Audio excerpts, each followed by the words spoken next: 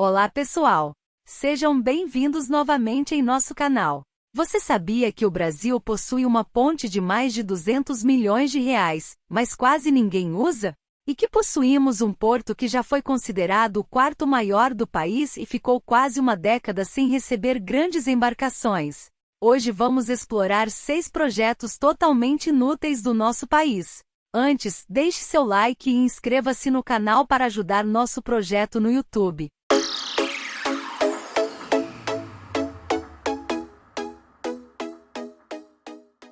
Parque eólico que cai com vento. Esse é um dos maiores complexos de energia do país. O Cerro Chato, que conta com mais de 7 parques de aerogeradores no Rio Grande do Sul.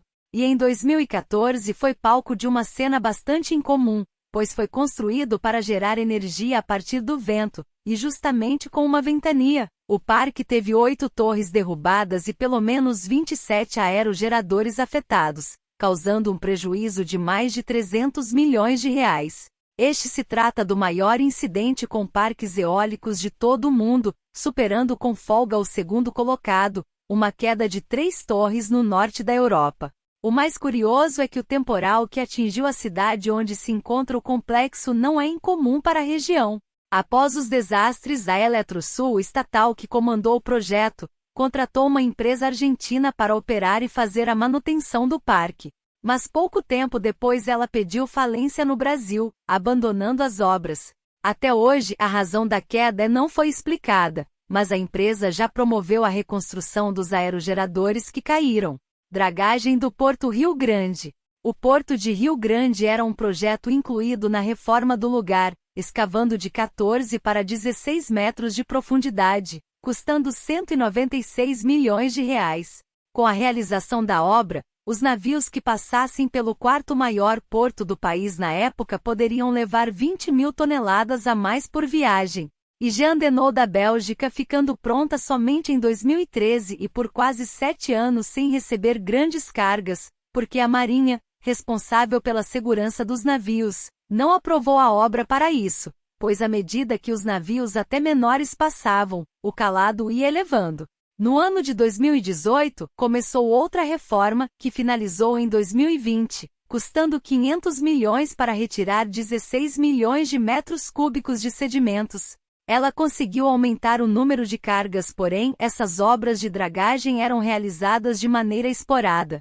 Em julho de 2022, o Conselho de Autoridade Portuária autorizou outro projeto para uma nova dragagem permanente, dessa vez somente no canal de acesso ao porto, o que fazia com que houvesse mais assoreamento durante grande parte do ano, impossibilitando algumas operações de movimentação de cargas. Ela concluiu em 9 de janeiro desse ano, custando mais de 100 milhões de reais e retirando mais de 2,8 milhões de reais de cúbicos de sedimentos. Ponte que ninguém usa. Esta é a ponte binacional franco-brasileira, ligando a cidade de Oiapoque, no estado do Amapá, a Saint-Georges, na Guiana Francesa.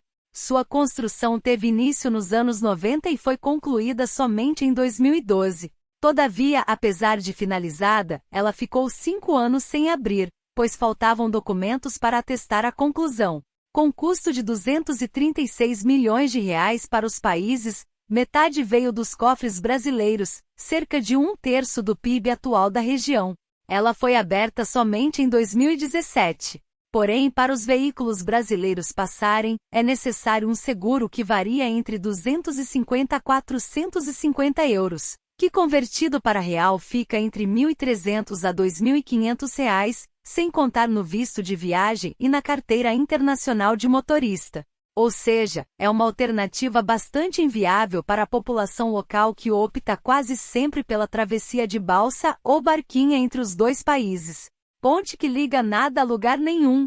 Na cidade de Medeiros Neto, localizada no sul da Bahia, possui uma ponte sobre o rio Água Fria que tinha como objetivo desviar o tráfego pesado de caminhões, uma rápida passagem para as rodovias do estado. Tendo custo estimado de 2,3 milhões de reais, só depois de realizar uma parte da construção, a prefeitura percebeu que, para completar a obra, teria que montar cabeceiras que demandariam o desalojamento de quase 40 famílias, aumentando o valor gasto e inviabilizando o planejamento.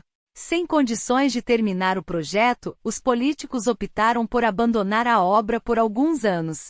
Até que em 2020, quase 8 anos depois, o prefeito recém-eleito retomou as obras do anel rodoviário e no fim de 2021, já estavam liberadas para o tráfego de veículos. O pier que não recebe navios. Próximo à Ponte Newton Navarro, que é um dos maiores símbolos de Natal, possuindo 55 metros de vão livre e 2 quilômetros de extensão. No intuito de receber turistas e embarcações com mais conforto, a cidade inaugurou um pier turístico desembolsando 72 milhões de reais dos cofres públicos. Depois de construído, acharam um problema grotesco de erro de cálculo. Simplesmente, os navios que desembarcariam não conseguem passar por baixo da ponte porque a altura média desses veículos aquáticos que circulam normalmente no nosso país é de 65 metros.